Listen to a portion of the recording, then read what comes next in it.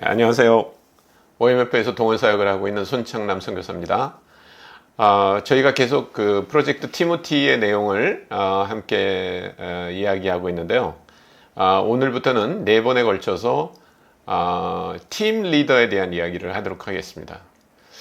아마 팀 리더가 보통 포지셔널 리더에서 가장 중요한 역할을 하는 리더가 아닌가 이렇게 생각을 합니다. 이제 4부에서는 저희가 조직의 리더에 대한 이야기를 할 텐데, 조직의 리더가 되는 것은 모든 사람이 되는 경우는 없습니다. 그러나 팀 리더의 경우는 굉장히 많은 분들이 팀 리더로서 사역할 기회가 많이 있습니다. 그래서 먼저 팀의 정의를 하는 게 굉장히 중요합니다. 팀이 뭐냐? 이거에 대한 생각만 명확해도 사실은 우리가 실수하지 않을 가능성이 굉장히 많이 있습니다. 제 경우도 마찬가지고. 그래서 오늘은 특별히 여러분들께 제가 팀 사역을 하면서 팀 리더로서 실패한 이야기를 또 여러분에게 해드리면서 과연 팀이 뭐냐 이런 거에 대한 이야기를 좀 나눠보도록 그렇게 하겠습니다. 팀이란 보통 어떻게 정의를 하냐면 특정 결과를 얻기 위해서 서로를 필요로 하는 사람들의 모임이다 이렇게 얘기합니다. 팀원들이 다른 목표를 갖고 모이는 경우도 있어요.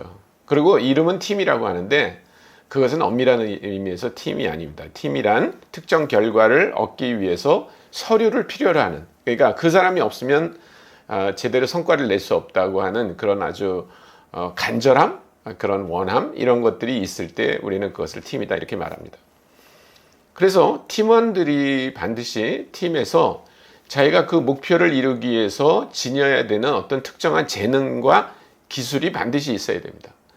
어떤 경우에는 팀으로 만들어 놨는데 그 팀 안에 그런 목표를 이루는데 재능과 기술이 없는 사람이 있거든요.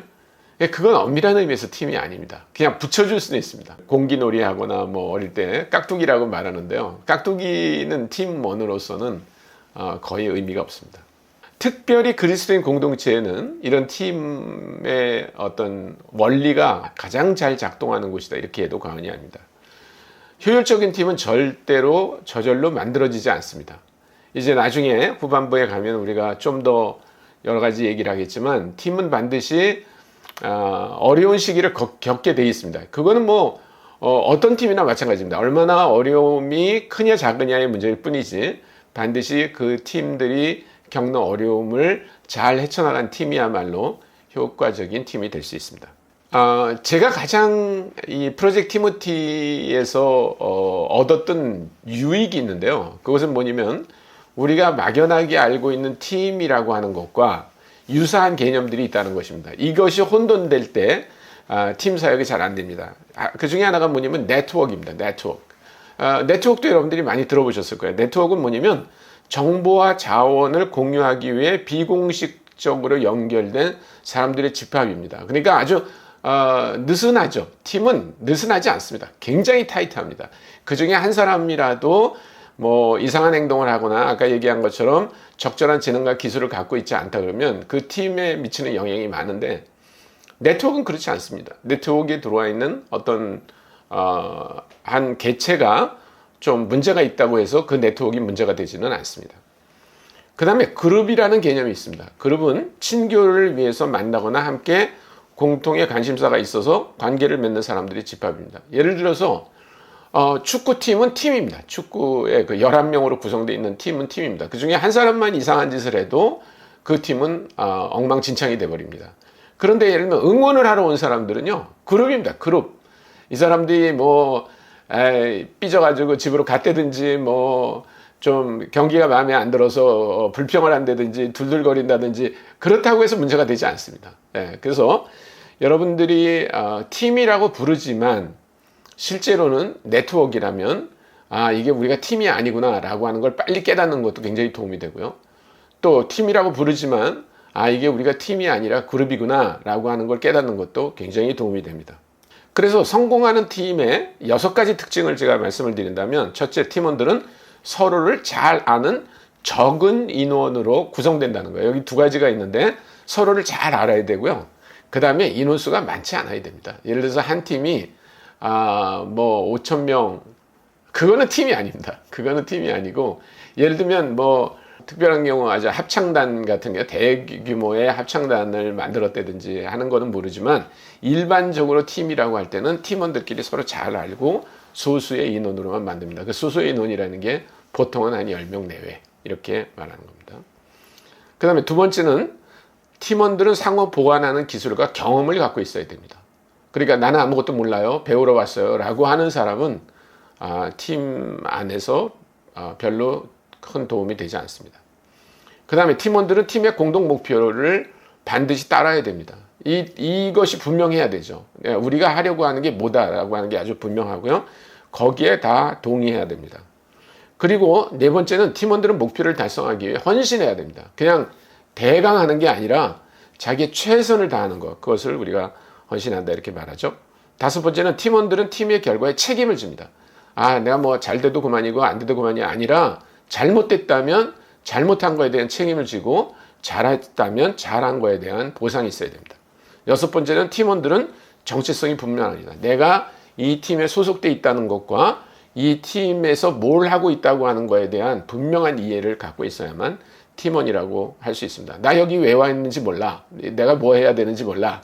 라고 하는 것은 팀이라고 할 수 없습니다. 여러분들도 아마 팀 사역의 경험이 다 있으시겠지만 저도 마찬가지입니다. 팀 사역의 경험이 있는데 팀 사역이 그렇게 성공적이지 않았습니다. 제가 두 가지 팀 사역에 실패한 경험을 여러분들과 좀 나누면, 하나는 제가 인도네시아 족자카르타에 있었을 때 그 대학생들을 위한 사역을 했는데요. 초기에는 그 학생들은 그냥 굉장히 수동적이었고 저하고 다른 OMF 두 가정이 함께 팀으로 일했습니다. 근데 뭐 팀이라고 그랬기 때문에 팀인 줄 알았지, 지금 제가 이야기하는 이 팀이라고 하는 개념에서 보면 엄밀한 의미에서의 팀이 아니었습니다. 왜냐면 우리끼리 가치에 굉장한 혼란이 있었어요. 예를 들어서 저는 그 대학생들이 굉장히 성적인 유혹에 쉽게 넘어갔기 때문에 굉장히 순결에 대한 강조를 하고, 그래서 저학년 때는 연애하지 말아라 이렇게 얘기를 했는데, 거기 와 있던 그 스위스 출신의 선교사들은 학생들한테 계속 그렇지 않다고, 우리는 중학교 때부터 데이트를 했다고 이렇게 얘기를 해서 굉장한 혼란을 가져왔습니다. 아마 필드 디렉터가 중간에 조정해 주지 않았다면 저희는 아마 계속 힘든 그런 팀 아닌 팀으로서의 그런 경험을 했을 겁니다. 이거는 지금 제가 돌아보니까 이렇게 이해할 수 있는 거지만, 만약에 제가 이 프로젝트 티모티의 팀에 대한 훈련을 받지 않았다면 저는 아마 그 팀이 뭐가 문제였는지도 몰랐을 겁니다. 또 하나의 팀 실패의 경험은 자카르타에 있는 그 공장 사역에 관한 거였습니다.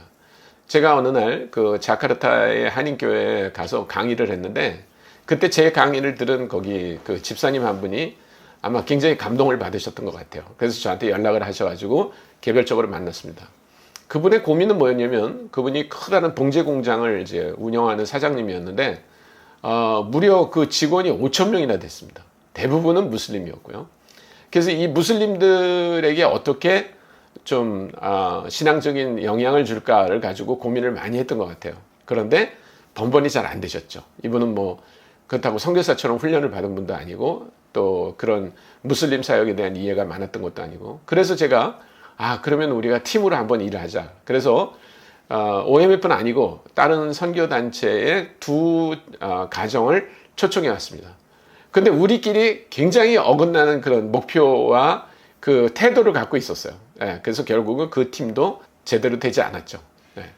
그러니까 이런 것들을 보면서 팀이 되려면 굉장히 결속력이 강해야 된다. 그 당시에 우리는 팀이 다 이렇게 나눠져 있었습니다. 한 사람은 반둥에 있었고, 한 사람은 자카르타에 있었고, 또 한 사람은 족자에 있었고, 그렇기 때문에 우리가 수시로 모여서 뭐를 의논하고 긴급한 결정을 내리기가 굉장히 어려운 상황이었어요. 그러니까 팀은 아까 얘기한 것처럼 팀의 목표가 뭔지 알고 그거에 대한 헌신이 있어야 되는데, 이러한 헌신이 이루어지기는 우리가 거리적으로 너무 멀리 있었다는 것입니다. 그래서 저는 경험으로부터 굉장히 많은 걸 배울 수 있었습니다. 첫째는 뭐냐면 나는 팀 사역에 대해서 별로 배운 게 없구나 라고 하는 걸 알았고요. 그 다음에 팀 사역의 경험이 너무나 부족하다는 걸 알았습니다. 우리 한국에 있는 교회 사역들도 아마 대동소이하지 않을까 이렇게 생각을 합니다. 우리는 팀 사역이라기보다는 되게 막강한 영향력을 갖고 있는 담임 목사님과 그 밑에 있는 부교역자들로 이루어지는 바람에 거의 부교역자들은 이 목사님의 뜻에 따라 그것을 성취해 나가는 그런 분들이지, 아까 얘기한 것처럼 각자의 어떤 재능을 가지고 그 팀 사역을 위해서 보다 더 이렇게 자발적으로 뭔가를 하는 그런 건 아니기 때문에 팀 사역을 배우기에는 쉽지 않은 것 같습니다. 우리는 팀 사역에 그 실패담이 많이 있습니다. 사실은 저만 뭐 팀 사역을 유난히 실패했다고 생각하지 않습니다. 그런데 문제는 뭐냐면 그런 실패로부터 별로 배우지 못했다는 겁니다. 저는 한국 선교사님들이 이 팀 사역의 한계를 극복할 수 있다고 믿습니다. 많은 사람들이 마치 한국 사람들은 팀 사역을 못해, 한국 선교사들은 팀 사역을 못해 라고 그렇게 말을 하는데 그렇지 않습니다. 우리의 DNA 안에 팀 사역을 못하도록 만드는 DNA가 있다고 생각하지 않습니다. 아까도 얘기했지만 팀 사역에 대한 그 훈련을 많이 받지 못했고 그런 경험들도 별로 없고, 그리고 그 실패로부터 복기를 해서 배우는 그런 경험들이 없었다는 게 문제입니다. 팀 사역에 대한 오해가 있는데요.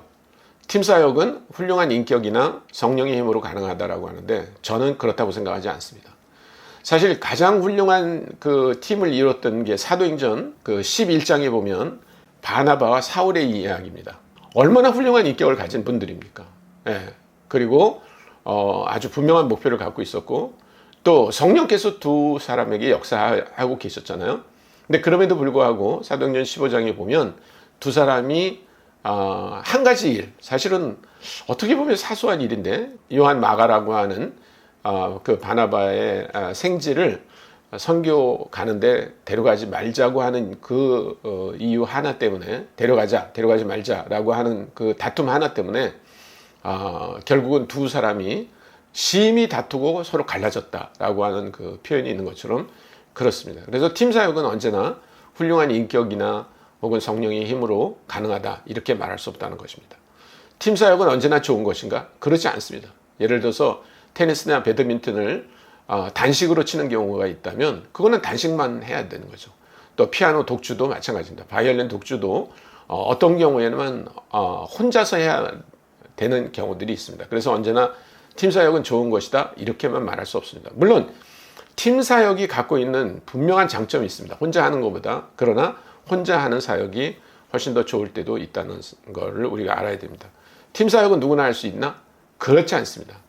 이미 반복해서 여러 번 얘기했지만 팀 사역은 그 팀이 이루려고 하는 목표에 적절한 기술과 재능을 가진 사람들이 함께 해야만 제대로 팀 사역을 할 수 있다고 생각합니다. 감사합니다.